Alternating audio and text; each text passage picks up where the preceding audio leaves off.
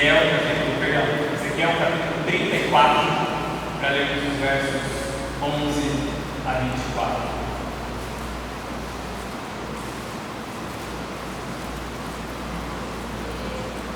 Ezequiel capítulo 34, versos 11 a 24. O texto diz assim: porque assim diz o Senhor Deus, eu mesmo procurarei as minhas ovelhas e as buscarei, assim como o pastor busca o seu rebanho, no dia em que está no meio das suas ovelhas dispersas, também buscarei as minhas ovelhas. Eu as livrarei de todos os lugares onde foram espalhadas, no dia de nuvens e de escuridão. Sim, eu as tirarei dos povos e as congregarei entre as nações. Eu as levarei para a sua terra e cuidarei delas sobre os montes de Israel, junto às correntes de água e em todos os lugares habitados da terra. Cuidarei delas em pastos férteis, e o seu lugar será nos altos montes de Israel. Elas se deitarão ali num bom lugar, pastarão em pastos fartos os montes de Israel. Eu mesmo cuidarei das minhas ovelhas e as farei repousar, diz o Senhor Deus. Buscarei a perdida, tornarei a trazer a desgarrada, enfaixarei a ferida, fortalecerei a enferma, e vigiarei a gorda e a forte, e cuidarei delas com justiça. Quanto a vós, ó ovelhas minhas, assim diz o Senhor Deus: julgarei ovelhas e ovelhas entre carneiros e bodes. Por acaso não vos basta fatá-los do bom pasto? Precisais pisotear o restante de vossa pastagem? Não vos basta beber das águas limpas? Precisais sujar o restante das águas? Por acaso as minhas ovelhas comerão dos riastes e beberão dos riastes? Por isso eu, o Senhor Deus, assim diz: eu mesmo julgarei entre a ovelha gorda e a ovelha magra. Porque empurrais com o lado e com o lombo, empurrais com os chifres todas as fracas, até que as espalhares para fora. Portanto, salvarei as minhas ovelhas, e não servirão mais de presa, e julgarei entre ovelhas e ovelhas. E sobre elas levantarei um só pastor, o meu servo Davi, que cuidará delas e lhes servirá de pastor. Eu, o Senhor, serei o seu Deus, e o meu servo Davi será príncipe no meio delas. Eu, o Senhor, disse isso. A primeira coisa que eu salto, que a profecia que nós lemos nos diz, no verso 11, é que o Senhor, o próprio Senhor diz: eu mesmo procurarei as minhas ovelhas e as buscarei. Mas isso é difícil para a gente entender se a gente não compreende o contexto no qual essa profecia surge. E para entender, você precisa voltar a página da sua Bíblia até o início do capítulo 34. São os primeiros 10 versos que nos aclaram, nos explicam o sentido dos versos 11 até o 24 que nós lemos. Nós não leremos agora esse texto todo pela questão do tempo, não haveria tempo para tudo isso. Mas eu sei que você, como bom cristão dedicado, curioso, lerá em sua casa os versos de 1 a 10. Nos versos de 1 a 10 você começa a perceber que o profeta dirige a palavra do Senhor contra os pastores de Israel. E aí a gente já se pergunta, afinal, a quem quer dizer isso? O que quer dizer os pastores de Israel? Porque pastores, como nós conhecemos hoje, aquela figura que lidera eclesiasticamente um determinado grupo de pessoas, não existia naquele contexto. O que havia era sacerdotes e mestres da lei. Mas nós nos perguntamos então, afinal, é contra os criadores de ovelhas que o texto fala? Não. Quando você lê esse texto, você percebe que a profecia se dirige contra os dirigentes de Israel. Na verdade, essa terminologia pastor, para se referir aos dirigentes de uma determinada nação, era bastante comum na época. Quando você olha, por exemplo, o livro dos mortos, que você já deve ter ouvido falar, que era antigamente o livro sagrado da religião egípcia, existem várias menções do povo dizendo que o faraó era o seu pastor, porque o faraó era o rei que liderava e cuidava do seu povo.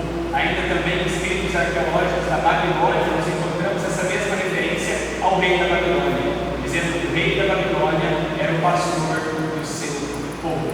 Essa figura de linguagem, essa metáfora do pastor, era muito comum e muito conhecida naquela região, não apenas entre o povo de Israel, para se referir ao dirigente da nação. Mas você percebe então que o povo de Israel utiliza ele também essa metáfora. Mas há uma certa inovação, não é? Nós nos lembramos automaticamente do Salmo 23. Lá no Salmo 23 é dito que o Senhor é o meu pastor e nada me faltará. pensar que o salmista está dizendo, de fato, nós temos um rei e nós chamamos o nosso rei de pastor, mas aquele que verdadeiramente pastoreia o seu povo não é o rei, mas sim o Senhor. Se nós admitirmos ainda como a tradição diz que o Salmo 23 foi escrito por Davi, a coisa fica ainda muito mais interessante, porque seria o próprio rei então dizendo, olha, dizem que eu sou o pastor dessa nação, mas a verdade é que é o pastor que me pastoreia. O Senhor é o pastor que me pastoreia, o pastoreio desta nação. Senhor, pastor, são as linguagens comuns para se falar também do reino naquela época. Mas nós precisamos entender o que exatamente quer dizer essa metáfora do pastor, porque nós entendemos equivocadamente na maior parte das vezes. Influenciados por aquelas esculturas de Jeremias da época antiga dos gregos, ou mesmo pelos quadros renascentistas, a gente imagina que o pastor ficava sentado numa pedra na sombra boa parte do seu dia, tocando a harpa enquanto olhava de longe as suas ovelhas pastarem. Mas não é exatamente isso que refletia o trabalho de um pastor. O pastor, na verdade, tinha várias funções que requeriam força, coragem, atenção e trabalho árduo. Quando um determinado pastor precisava levar as suas ovelhas a um determinado pasto, por exemplo, ele tinha que tomar todo cuidado, ter toda a atenção do mundo ao conduzir aquelas ovelhas. Porque era muito fácil ele ir à frente, andando na frente das ovelhas, e não perceber quando um predador ou algum ladrão subtraísse uma delas do rebanho. Era preciso o máximo de atenção para conduzir as ovelhas. Além disso, enquanto as ovelhas pastavam ou bebiam água, elas ficavam absolutamente vulneráveis. Você já viu documentários na savana africana, não é? Você percebe que a maior parte das vezes que o predador ataca uma presa, ela está comendo um pasto ou ela está bebendo água. Acontece que quando catrúpedes ficam nessa posição, eles estão absolutamente vulneráveis, porque não conseguem enxergar bem o que fica à volta deles. Da mesma maneira com as ovelhas, quando ovelhas pastam e bebem água, o pastor tem que ficar mais atento do que nunca ao que elas estão fazendo. Precisa ficar mais atento do que nunca ao seu redor, porque é possível que o predador se utilize daquele momento para se aproximar e atacá-las. O bom pastor, por exemplo, era aquele que conseguia prever quando o predador se aproximava. Muitas vezes, pelo mero movimento do mato, ele conseguia prever que algum predador chegava perto das suas ovelhas. E ele então ia naquela direção, ele não fugia do perigo, mas ele ia em direção ao perigo e se colocava justamente entre as suas ovelhas e o predador que se aproximava. Uma maneira de dizer ao predador, não, aqui não, hoje não. Quando ele não conseguia prever isso, por exemplo, o predador efetivamente atacava as suas ovelhas, novamente ele tinha que correr em direção ao perigo e tentar resgatar a ovelha que fosse da boca do seu predador e assim tentar resgatá-la da comida. Se isso não acontecesse e o predador efetivamente roubasse uma das suas ovelhas, era obrigação do pastor da época pegar aquela carcaça e levar para o dono das ovelhas, justamente como maneira de dizer, olha, foi possível prevenir esse ataque, eu não consegui, eu não comi a ovelha fazendo um churrasco para mim e para meus amigos, ela foi atacada por predadores e aqui está a carcaça para provar isso. O pastor tinha de levar ao dono das ovelhas, fosse o dono das ovelhas o seu próprio pai, ou fosse o dono das ovelhas o patrão que o havia contratado. E de fato, esses pastores familiares que pastoreavam as ovelhas da sua família eram conhecidos por serem aqueles mais dedicados e mais diligentes. Até porque eles sabiam que o rebanho, a manutenção do rebanho das ovelhas era diretamente ligada à sobrevivência e ao bem-estar da sua própria família. Eles se esforçavam mais, porque aquele era patrimônio dos seus pais, do seu pai e, consequentemente, patrimônio dele também. Já os pastores contratados não eram considerados assim tão diligentes, e não eram mesmo. Eles se perguntavam duas vezes se valia a pena enfrentar o lobo, colocar a sua própria vida em risco, por ovelha de um patrão de uma outra pessoa. E normalmente acabavam deixando a ovelha ser atacada, já tendo a sua própria vida em risco, recolhiam uma carcaça e levavam para o seu patrão. É por isso que Jesus Cristo, lá no Evangelho de João, no capítulo 10, versos 11 a 15, ele diz que ele é o bom pastor, porque ele dá a sua vida pelas suas ovelhas. Ele diz, o empregado não faz isso, o pastor contratado não faz isso, ele não se preocupa com as suas ovelhas. Mas eu sou o bom pastor, porque eu conheço cada uma das minhas ovelhas, e elas conhecem a minha voz, e eu dou a minha vida por elas, se for preciso, e quando for preciso. Ainda Jacó também é conhecido por ser um bom pastor. Você vê isso lá em Gênesis capítulo 30. Ele é um bom pastor porque, ainda que as ovelhas não fossem suas, ele toma conta das ovelhas de seu sogro como se fossem suas. É o que o texto nos conta. O próprio rei Davi é considerado um bom pastor antes de ser rei, justamente porque ele enfrenta o leão e o urso para proteger as ovelhas de seu pai. Essa é a figura do pastor. E aí, nós voltando para a profecia, percebemos que os líderes de Israel, ainda que sejam chamados de pastores, não são bons pastores, porque eles estão mais preocupados com o próprio bem-estar do que com o bem-estar das suas ovelhas. Eles governam para si mesmos e não para o povo. Você vê, por exemplo, aí nos versos 2 e 4 do livro que nós lemos, esse aqui é o capítulo 34. E nos versos 5 e 6 o Senhor diz muito claramente: é por causa da negligência de vocês, do pastoreio das minhas ovelhas, é por causa da atitude egoísta de vocês, que governam para si mesmos e não para o meu povo, que o meu povo hoje está espalhado, que as minhas ovelhas e o meu rebanho estão espalhados. De fato, quando Ezequiel profetiza, o povo não está reunido e vivendo em paz na sua terra. A nação de Israel havia sido dominada, conquistada pelo Império Babilônico e havia sido espalhada para o cativeiro. Isso era uma técnica comum de dominação na época, especialmente nos babilônios. Aqueles que eles não matavam na dominação, eles aprendiam e espalhavam por todo o seu império. Era uma maneira de tentar destruir a cultura, a língua e a fé daquelas pessoas. Destruir por inteiro uma nação e um povo, de maneira que ele jamais se recuperasse. Quando o profeta Ezequiel traz essa profecia do Senhor, o povo está espalhado, porque os pastores foram negligentes no seu trabalho de dirigir a nação.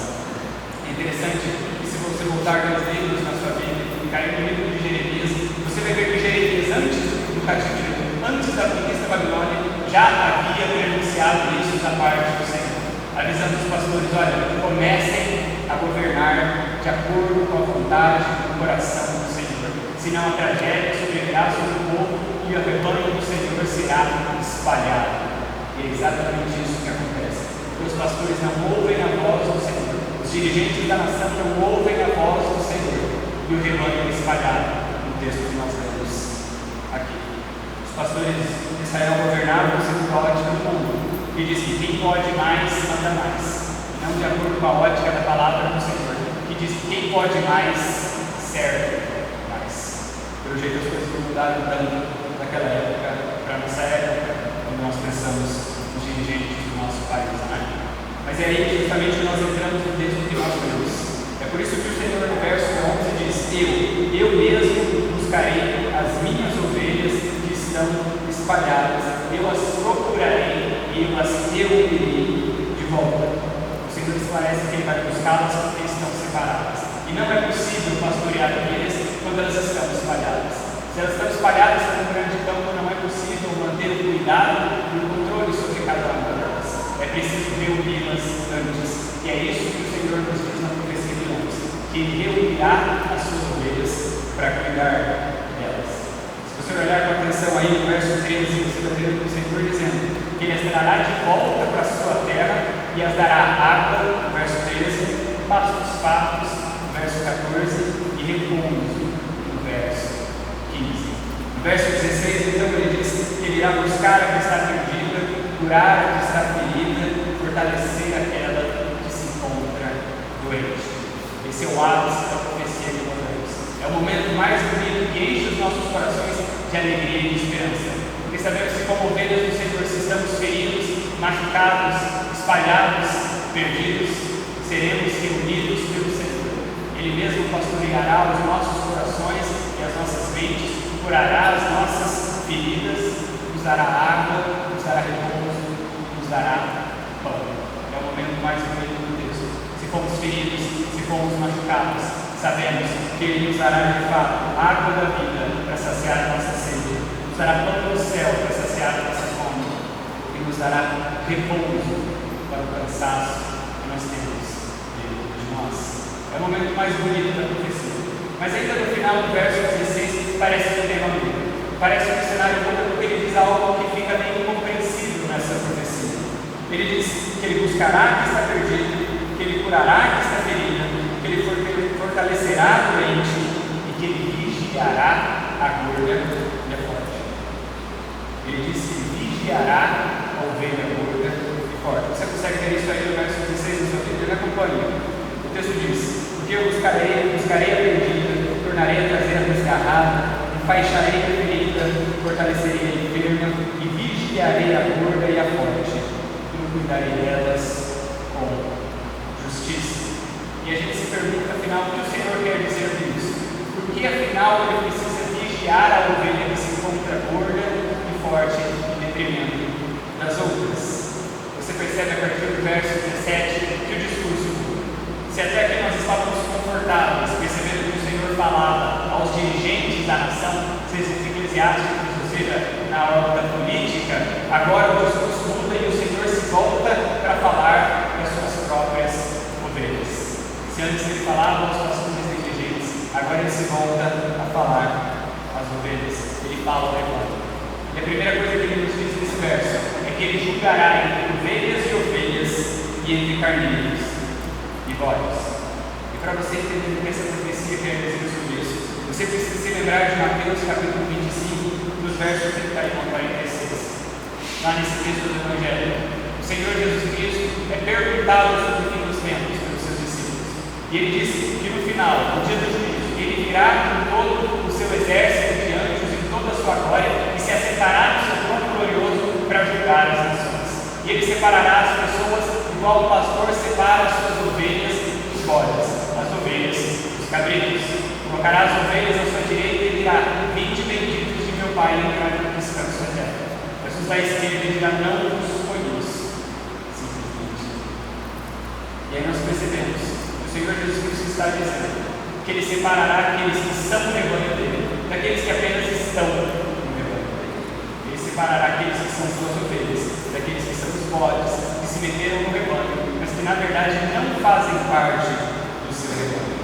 Você entendeu? O Senhor julgará aqueles que são do seu rebanho, diferentemente daqueles que estão simplesmente no seu rebanho. Mas se você olhou bem ali no verso 17, o texto diz apenas que o Senhor separará as ovelhas dos bodes. O texto diz também que o Senhor julgará entre ovelhas e ovelhas. O Senhor conhece as suas ovelhas e julgará entre elas. E os versos 18 a 22 nos explicam. Me acompanhe os versos 18 a 22.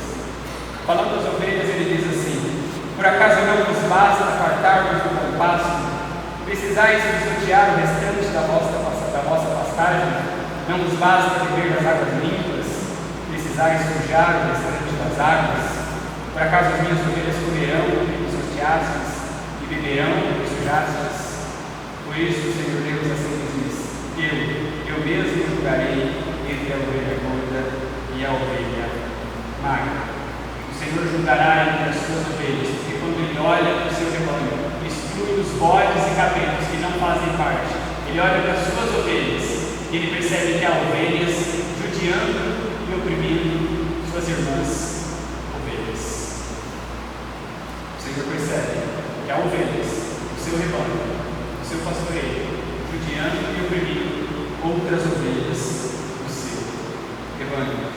Aparentemente há pessoas, verdadeiras ovelhas do Senhor, salvas e remidas pelo sangue de Cristo, mas que têm abusado e agredido seus irmãos na fé. O que a profecia está dizendo é que há no rebanho do Senhor ovelhas que são mais preocupadas com o seu próprio conforto, com o seu próprio alimento, com a sua própria posição privilegiada dentro do rebanho, do que com as suas ovelhas irmãs. São ovelhas que não se contentam apenas em se alimentar e beber o que o Senhor oferece, mas impedem também outras ovelhas que se achegam ao Senhor. São ovelhas que empurram as suas ovelhas irmãs com o ombro e com os chifres, ao invés de ajudá-las. São ovelhas que se alegram nas bênçãos vindas da mão do pastor, mas que não permitem que outras se aproximem para gozar dessas mesmas bênçãos vindas da mão do pastor. São ovelhas que estão no rebanho, mas que não têm espírito de rebanho, só têm espírito de ovelhas. São ovelhas que estão no rebanho do Senhor, mas não estão nem aí no rebanho do Senhor, estão aí apenas passivas, não têm espírito de rebanho. São ovelhas que estão muito preocupadas consigo mesmas, mas nem um pouco preocupadas com o rebanho e com as suas ovelhas irmãs. Você sabe como isso aconteceu no passado? Você descobre isso lá em 1 Coríntios capítulo 11, dos versos 17 a 18 e também dos versos 20 a 22. É quando Paulo ensina a igreja de Corinto sobre a ceia do Senhor. Quando ele fala da ceia do Senhor, ele não fala isso no vácuo. Ele fala isso à igreja de Corinto porque ele percebe o que está acontecendo lá. E ele diz muito claramente no capítulo 11 de 1 Coríntios. Ele diz: quando vocês se reúnem para realizar a ceia do Senhor, os melhores, mais fortes e mais espertos chegam antes, comem tudo, de maneira que aqueles que são mais fracos, mais simples, mais pobres, mais debilitados, quando chegam não encontram mais nada. Vocês transformaram a ceia do Senhor em uma mera refeição na qual um se sobrepuja sobre o outro. Aquele que chega primeiro pega o pasto mais verdinho e não come preocupado com os outros, mas pisoteia o resto do pasto, porque se agora eu comi, se agora eu já me saciei, bom, não é mais problema meu, é problema dos outros. Nós lemos na profecia que isso aparentemente acontecia entre o povo de Israel no Antigo Testamento, mas nós lemos na carta de Paulo que isso acontecia entre o povo do Senhor, as ovelhas do Senhor Jesus Cristo, também na igreja primitiva. Muitas ovelhas do rebanho de Corinto não tinham espírito de rebanho, não se importavam com as ovelhas irmãs, não estavam nem aí com o que acontecia com o rebanho, estavam preocupados apenas consigo mesmos, em alimentar as si mesmas, permanecer gordas e fortes, e o resto não é meu. Mas infelizmente isso não é apenas uma história do Antigo Testamento, do Novo Testamento. Infelizmente isso muitas vezes acontece também no nosso tempo. É triste pensar que essa passagem seja tão atual, porque ela de fato acontece no nosso tempo presente. Sabe como acontece no nosso tempo presente? Não mais na ceia. A partir de Paulo ensina a igreja de Corinto, nós aprendemos como bem proceder na ceia. E os nossos momentos de ceia não são assim, você já deve ter percebido. Mas há outras situações que mostram que certas coisas não mudaram no coração do ser humano. Acontece, por exemplo, no nosso meio, quando a gente resolve postar algo nas nossas redes sociais. E a gente decide postar algo nas redes sociais, algo que a gente vê lá, ou que encontra em algum outro lugar. E a gente olha para aquilo, para aquele post, para aquela frase, para aquele questão, ou para aquele meme, e a gente se pergunta assim: eu gosto disso, gostei, eu quero, eu concordo com isso que está sendo falado, eu achei engraçado. Bom, se eu achei, se eu gostei, se eu quero e se me agrada, eu posso. Percebe o perigo que há aqui? Percebe o perigo que há aqui? É nós, ovelhas, pensando como ovelhas, mas não pensando como rebanho. Porque em momento nenhum passa nas nossas mentes, afinal, isso acrescenta algo ao rebanho que eu pertenço? Isso abençoa o rebanho ao qual eu fui inserido pelo Senhor Jesus Cristo? Isso edifica as minhas ovelhas irmãs? Ou isso escandaliza as ovelhas que estão no rebanho do Senhor como eu sou? Percebe? Uma situação tão simples e tão banal diante de todos nós, e que mostra que muitas vezes a nossa mentalidade é muito mais de ovelha do que de rebanho. Somos ovelhas, mas não temos espírito de rebanho, porque não passa na nossa cabeça pensar no rebanho quando usamos nossas redes sociais. Passa apenas o que eu quero, o que eu gosto, o que eu acho graça, o que eu concordo, o que eu deixo de concordar. Nós pensamos no eu, e não pensamos no nós. Mas também acontece muitas vezes em nosso meio, quando a gente ouve falar de alguma atividade que vai acontecer, ou uma programação que vai acontecer no nosso rebanho. E aí a gente vê naquele momento de anúncios das atividades, a gente ouve falar por algum outro meio, e a gente se pergunta assim: então, vai acontecer tal atividade, eu quero, me interessa, tem alguma coisa a ver comigo essa atividade? E aí a gente diz: bom, se tem, então eu vou. Mas se não interessa diretamente a mim, se não é uma coisa que eu exatamente gosto, se não fala exatamente as minhas necessidades imediatas, bom, então não é para mim. E aí fica mais ou menos assim: bom, eu não sou uma ovelha grisalha, então o que a terceira idade faz ou deixa de fazer não é comigo. Bom, eu não sou uma ovelha que faz trabalhos manuais, então o ministério não tem nada a ver comigo. Eu não tenho uma ovelha jovem ou adolescente na minha igreja, então a Family Friday não é problema. Eu não sou uma ovelha que faz parte do grupo de integração do rebanho de Belo Horizonte. Então, como as coisas acontecem, deixa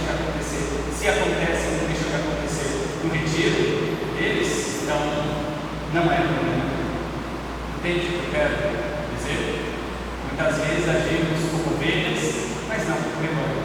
Pensamos como ovelhas, mas não pensamos como rebanho. Se aquele determinado grupo de ovelhas que vai liderar alguma coisa pensa exatamente como eu penso, então eu me aproximo e eu até ajudo. Mas se eles pensam um pouco diferente de mim, então não, eu não tenho nada a ver com isso. Pensamos como ovelha, mas não como rebanho. E a má notícia do Cristo, sabe qual é a má notícia? A má notícia é que nós somos todos assim. A má notícia é que nós somos todos assim. E nós somos assim por dois motivos. Primeiro, porque é da nossa natureza. Nós somos feitos, a nossa mente, o nosso corpo é voltado assim. Nós somos programados desde nascido a sermos voltados para as nossas necessidades. Se sobrar tempo para a necessidade dos outros, se sobrar energia para a necessidade dos outros, é físico, é mental, é neurológico que nós sejamos tão voltados para nós mesmos. A notícia pior ainda é que, como se não bastasse que nós sejamos assim, geneticamente falando, a nossa sociedade não é assim. E nos estimula que sejamos exatamente assim, individualistas. E o problema é que nós não somos feitos de material impermeáveis. Todos nós somos permeáveis. Nós somos feitos de material poroso. Nós nascemos e crescemos e vivemos em uma realidade, uma sociedade individualista que prega o individualismo e nós nos tornamos verdadeiramente individualistas. Já é uma característica inata nossa. E então a sociedade nos estimulando tanto a sermos assim, de fato é isso que nós nos tornamos, individualistas. Nos sabemos no meio do rebanho, mas pensamos como ovelha. Pensamos primeiro e apenas muitas vezes em nós mesmos, e não no bem comum, e não no bem do rebanho. Mas é uma boa notícia. A boa notícia é que apesar de sermos assim de natureza, pela nossa natureza, e sermos assim porque o meio nos empurra para isso diariamente, o Senhor Jesus Cristo cura até mesmo o nosso individualismo mais profundo. O Senhor Jesus Cristo cura até mesmo o nosso individualismo mais profundo. E é exatamente isso que o verso 23 e o verso 24, os dois últimos textos que nós lemos, nos dizem. O Senhor Deus, através do profeta, nos diz exatamente como Ele resolverá isso em nossa vida. Como Ele resolverá isso no seu rebanho. E Ele diz assim: sobre elas levantarei um só pastor, o meu servo Davi, que cuidará delas e me servirá de pastor. O que o Senhor nos diz é que Ele mesmo apacentará as suas ovelhas através do seu servo Davi. Mas entenda uma coisa: quando essa profecia foi produzida, já faz mais ou menos 300 anos que o rei Davi morreu. Já faz mais ou menos 300 anos que o rei Davi morreu. O profeta não está dizendo que é o rei Davi que efetivamente apacentará o povo ao Senhor. Davi já havia passado. O que o profeta está dizendo é que ele levantará no meio do povo aquele que virá no mesmo espírito de Davi. E não se trata aqui de reencarnação, mas se trata aqui daquele que virá na mesma intenção que o rei Davi, de bem pastorear as ovelhas do Senhor para a honra e glória do Pai. O que o texto está falando não é, está apontando para Davi para falar do Messias, do Senhor haveria de levantar. E é por isso que nós sabemos que o Senhor Jesus Cristo é o supremo pastor das nossas almas. É como o Senhor Jesus Cristo que Ele resolverá as nossas vidas e os nossos problemas como rebanho. Você pode abrir sua Bíblia comigo em 1 Pedro, capítulo 2, para lermos os versos 24 a 25.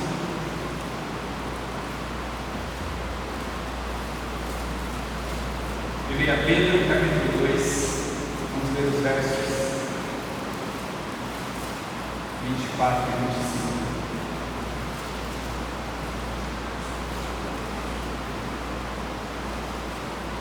O apóstolo diz assim, ao falar do Senhor Jesus Cristo: porque Ele mesmo levou os nossos pecados em seu corpo sobre o madeiro, para que mortos para os pecados pudéssemos viver para a justiça. Pelas suas feridas fostes sarados. Porque viveis como ovelhas desgarradas, mas agora retornastes ao pastor e bispo de vossas almas. Porque viveis como ovelhas desgarradas, mas agora retornastes ao pastor e bispo de vossas almas. O apóstolo diz aqui, é exatamente aquilo que o profeta está apontando muito certo levantaria o seu Messias, o Senhor Jesus Cristo, para efetivamente pastorear as ovelhas e trazê-las de volta ao rebanho do Senhor. Se você prestou bastante atenção nesse texto que nós lemos agora de 1 Pedro, você percebeu que ele diz basicamente 3 coisas muito importantes. A primeira delas é que Jesus Cristo é o Senhor recolhendo o seu povo de volta para si mesmo, recolhendo as ovelhas perdidas e espalhadas do Senhor para o aprisco do Senhor. Porque pelo sacrifício de Cristo na cruz do Calvário, que nós fomos comprados de volta do Senhor e reunidos de toda a nação. Nós vivíamos perdidos e desgarrados, condenados à morte pelo nosso próprio pecado, mas o Senhor Jesus Cristo foi crucificado para que pudéssemos ser trazidos de volta à presença do Senhor Deus. Ele é o pastor que pelo seu sangue nos compra de volta e nos reúne para o pasto do Senhor. Por isso ele é o supremo pastor de nossas almas.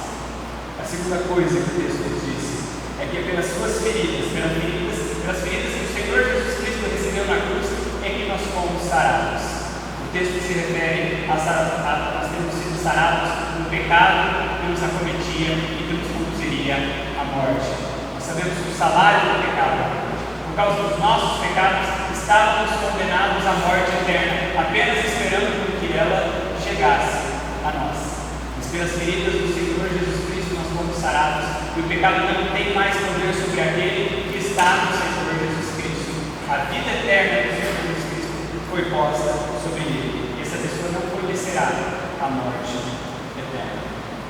Mas nós percebemos também que pelo sacrifício de Cristo na cruz, nós também podemos ser curados do nosso individualismo. Nós podemos ser curados, em Cristo nós podemos ser curados. O individualismo que nos segue, nos impede de viver além de nós mesmos, que impede de viver além das nossas próprias necessidades, para que possamos ver as necessidades também das ovelhas irmãs à nossa volta, para que possamos ver a necessidade do rebanho acima das nossas próprias, para que possamos ver que não somos apenas ovelhas, mas nós somos também rebanho do Senhor. E a terceira coisa que o texto diz é que o Senhor Jesus Cristo é o pastor, o supremo pastor de nossas almas, mas é também o discípulo de nossas almas. E essa linguagem nos causa um pouco de estranhamento, pelo menos para a maioria de nós. Isso porque Cristo não faz parte da eclesiologia nossa, batista, mas fazia parte do contexto da igreja primitiva da época. Essa palavra, bispo, no grego é episkopos, significa aquele que vê a lei. É traduzido no português por aquele que supervisiona. O bispo era aquele que supervisionava a igreja. E isso significa olhar a igreja em profundidade, supervisionar, olhar em profundidade. O Senhor Jesus Cristo é chamado de bispo das nossas almas, aquele que olha para as nossas almas em profundidade, que não vê apenas a superficialidade das nossas ações, mas vê a profundidade daquilo que motiva as nossas ações, a profundidade das nossas almas. Jesus Cristo é aquele que nos pastoreia e vê as nossas almas em profundidade. E por isso, porque vê em profundidade, Ele sabe daquilo que nós precisamos. Ele sabe, por exemplo, se nós estamos magoados porque fomos abusados por lideranças más ou mesmo por outras ovelhas. Ele sabe se nós estamos feridos, se estamos cansados, se precisamos de repouso, se estamos em perigo e precisamos ser protegidos, se estamos fracos e precisamos do pão e da água que restauram as nossas forças e nos renovam a vida. Mas Ele sabe também se nós somos ovelhas saudáveis que ajudam a manter o rebanho vivo, ou se nós somos ovelhas fortes e saudáveis que têm abusado e afastado outras ovelhas do rebanho do Senhor. Ele sabe se nós somos ovelhas machucadas que precisam da cura para as nossas feridas, ou se nós somos ovelhas fortes e gordas que precisam de cura do nosso próprio individualismo. Ele olha nossas almas em profundidade. Ele sabe exatamente que tipo de cura nós precisamos. Se são de feridas causadas por pastores ou líderes negligentes, se são causadas por pessoas que nos conduziram mal, se são feridas e dores causadas por outras ovelhas irmãs, ou se nós mesmos, ainda que saibamos que somos ovelhas do Senhor Jesus Cristo, temos ferido aos nossos irmãos, temos causado dor aos nossos irmãos, se temos nós espalhado ovelhas por aí, temos afastado pessoas do Supremo Pastor de nossas almas, ou se as temos trazido para perto também. O Senhor Jesus Cristo não vê a superficialidade das nossas palavras e das nossas ações. Ele vê a profundidade do nosso coração e das nossas almas. Ele sabe se somos ovelhas ou se somos bodes, se somos trigo ou se somos jugo, se somos apenas ouvintes ou verdadeiros praticantes da sua palavra. E é por isso que eu quero convidá-los a orarmos ao Senhor Jesus Cristo agora, o Supremo Pastor de nossas almas. E convidá-lo que olhe de fato com profundidade para nós e nos diga o que nós somos do rebanho do Senhor. Se nós somos pessoas que têm ajudado a manter o rebanho unido, ou se somos ovelhas individualistas que se preocupam apenas com o seu bem-estar. Se nos preocupamos apenas com aquilo que nós queremos. Se nós vamos à igreja simplesmente pensando o que eu vou ganhar lá, ao invés de nos perguntarmos como eu posso contribuir lá. Se nós nos perguntamos que tipo de culto, que tipo de atividade eu vou consumir, ao invés de nos perguntar que tipo de culto, que tipo de atividade eu vou contribuir.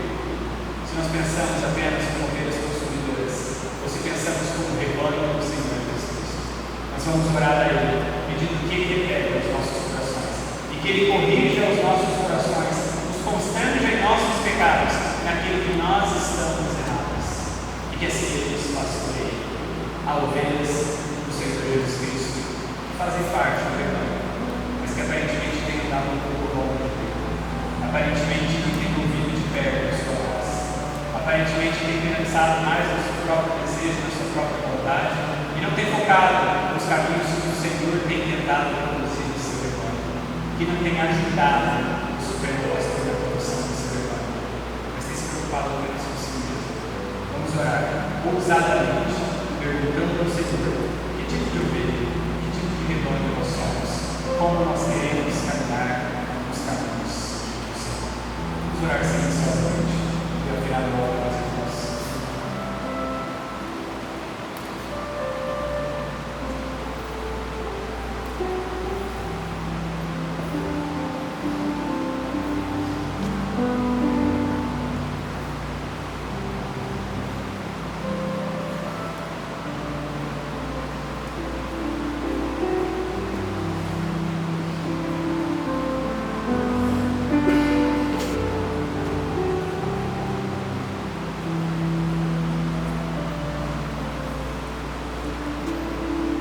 Pai, nós estamos diante de Ti, não como indivíduos, mas como Teu rebanho, Pai.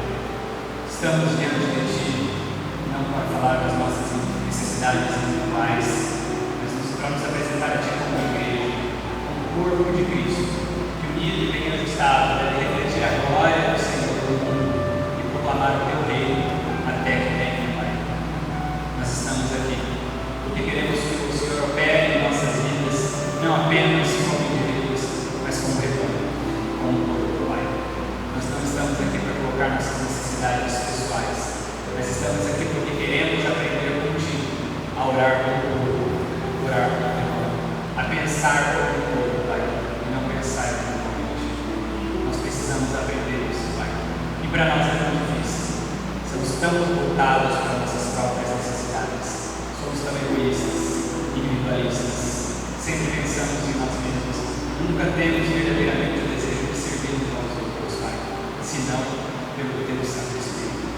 É o Teu Santo Espírito em nosso meio, que faz que nós pensemos nos outros ao invés de nós mesmos, que faz com que nós nos dediquemos aos nossos irmãos sem pensar em tudo para nós mesmos, Pai. É o Teu Santo Espírito que pode nos transformar, nos curar do nosso individualismo e nos fazer rebanho que o Senhor quer que nós sejamos. E é por isso que nós queremos mais do Teu Espírito em nosso meio, Pai, mais da Tua palavra e mais do Teu projeto. Nós queremos pedir mais do Teu poder, Pai, mas para que nós sejamos transformados no rebanho que o Senhor quer que nós sejamos. Pai, conduz nossos corações a Ti, conduz cativos os nossos pensamentos a Ti, que saibamos pensar em Ti. Que se alguns de nós somos fortes e gordos como ovelhas, Pai, que nós saibamos ajudar aqueles que estão mais fracos. nós saibamos cuidar dos nossos irmãos, que nós sejamos o povo que o Senhor quer que nós sejamos. Nós te agradecemos, Pai, que o Senhor tem colocado no nosso meio o pastor Flávio, que tem sido tão dedicado e tão diligente na pregação da tua palavra e na direção da sua igreja, Pai. Nós te agradecemos porque ele não é perfeito, porque nós também não somos, Pai. Nós pedimos que o Senhor nos ensine a ter graça e misericórdia para com ele, assim como ele tem tantas vezes tido para conosco. Te agradecemos porque dos problemas e defeitos que temos, nós não temos um pastor negligente, nós temos um pastor com o coração voltado para ti, Pai. Agora ensina-nos a ser o rebanho que nós precisamos ser. Ensina-nos a ser ovelhas que abençoam e cuidam dos nossos próprios irmãos. Ovelhas que andam segundo os teus caminhos, que pensam segundo os teus caminhos, que falam segundo os teus caminhos, para a honra e glória